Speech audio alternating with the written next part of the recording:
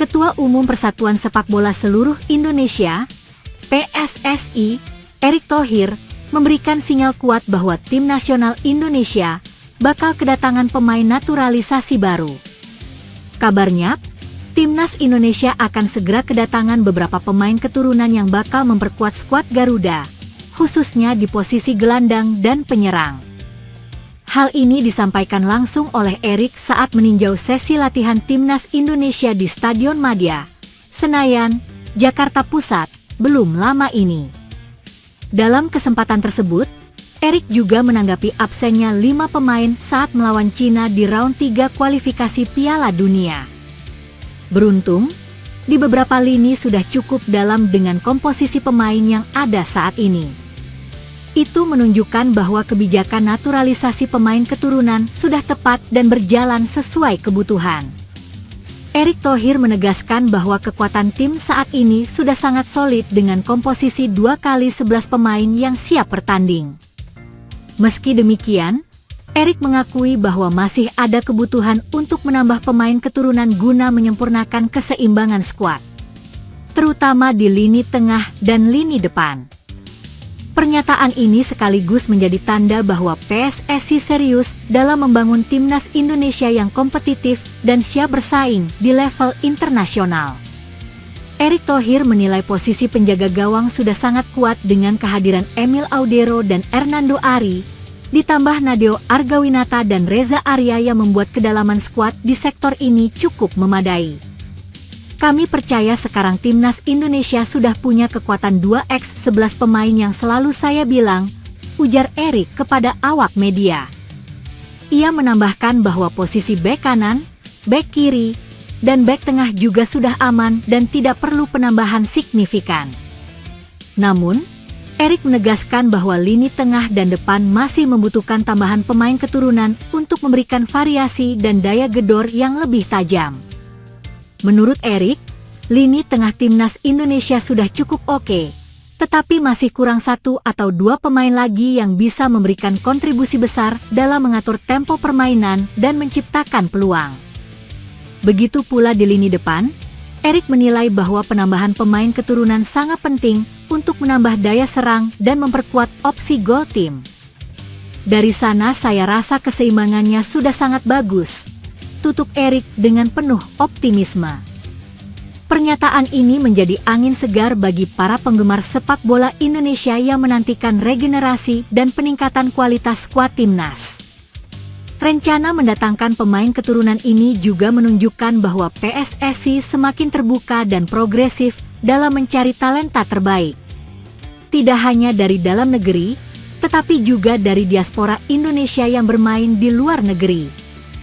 Pemain keturunan seringkali memiliki pengalaman dan kualitas teknik yang mumpuni, sehingga dapat menjadi aset penting bagi timnas Indonesia dalam menghadapi kompetisi besar seperti Piala Dunia U17 dan turnamen internasional lainnya.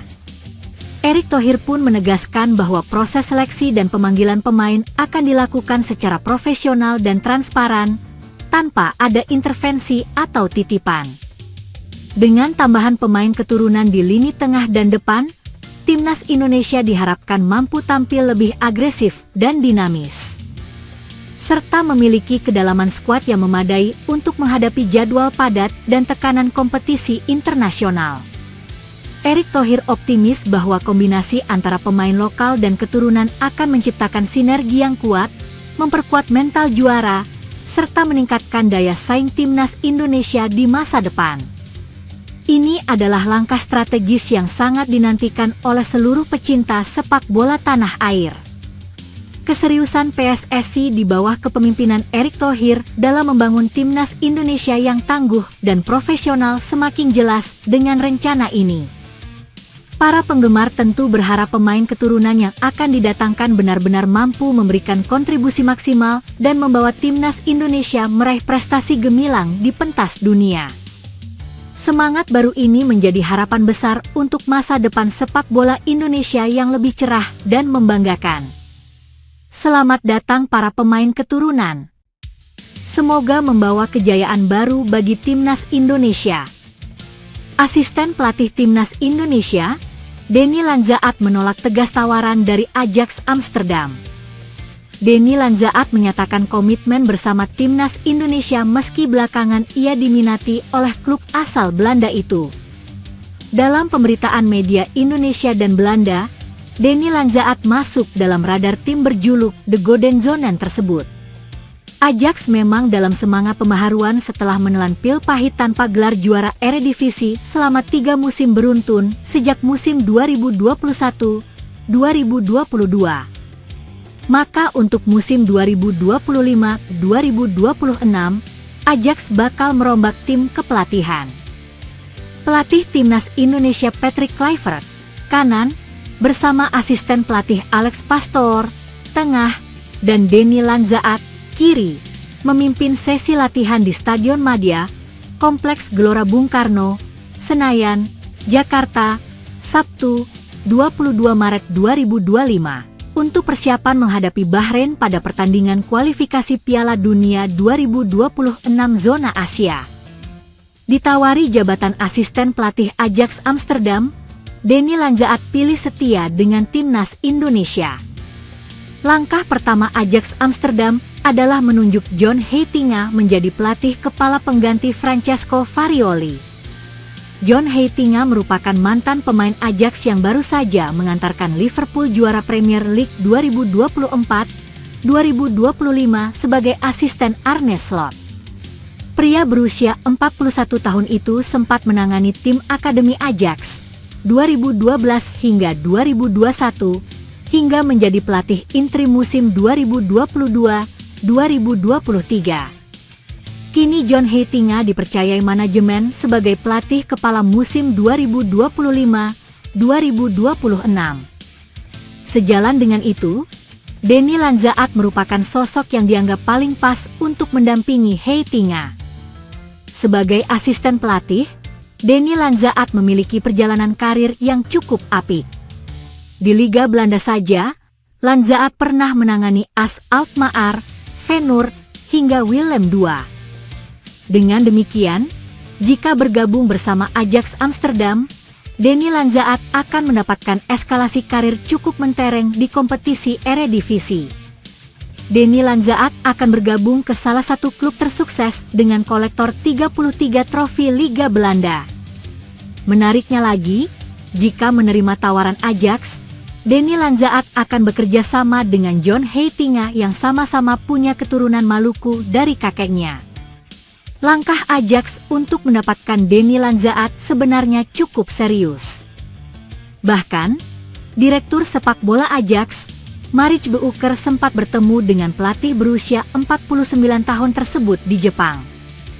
Tepatnya, saat timnas Indonesia menghadapi laga tandang di ajang kualifikasi Piala Dunia 2026 zona Asia. Pembicaraan antara Maritz dan Denny pun terjadi di sana. Setelah Direktur Maritz Beuker berbincang dengan Denny Lanzaat, tepatnya di sekitar pertandingan Jepang-Indonesia di Osaka, manajemen ingin menambahkannya sebagai asisten ketiga, tulis laporan The Telegraph. Namun, dalam sebuah wawancara dengan akun Se-Asia Goal, Denny Lanzaat mengonfirmasi sendiri bahwa dirinya akan tetap bersama timnas Indonesia. Ia menolak tawaran Ajax sekaligus kesempatan reuni dengan sesama putra Maluku di skuad raksasa Belanda tersebut.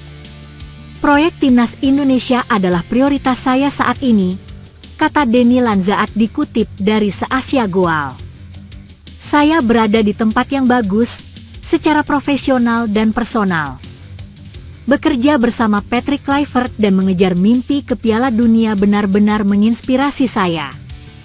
Saya percaya dengan proyek ini, dengan pemain, dan saya ingin mencatat sejarah bersama Indonesia, tambahnya. Mengawali karirnya bersama Ajax Amsterdam pada tahun 1995, Denny Lanzaat mengaku memang punya hubungan emosional dengan klub asal Amsterdam tersebut. Akan tetapi ia mengatakan bahwa fokusnya saat ini adalah timnas Indonesia. Ajax selalu punya tempat spesial di hati saya, ujar pelatih 49 tahun tersebut. Tetapi fokus saya jelas, Saya berkomitmen penuh untuk Timnas Indonesia. Untuk perjalanan yang telah kita mulai dan warisan yang akan kita bangun, imbuhnya. Seperti diketahui, Timnas Indonesia kini tengah berjuang di kualifikasi Piala Dunia 2026. Jai Izas akan kembali berjuang dalam ronde keempat kualifikasi Piala Dunia 2026 zona Asia yang bergulir pada Oktober mendatang. Ronde keempat nanti akan bergulir di Arab Saudi dan Qatar. Ada 6 negara yang berhasil lolos ke ronde keempat kualifikasi Piala Dunia 2026 zona Asia. Keenam negara tersebut yakni Arab Saudi, Qatar, Uni Emirat Arab, Irak, Oman, dan Indonesia. Nantinya dalam ronde keempat akan dibagi menjadi 2 grup yang masing-masing dihuni 3 negara. Penentuan pembagian grup rencananya akan digelar di markas AFC, Kuala Lumpur pada 17 Juli 2025.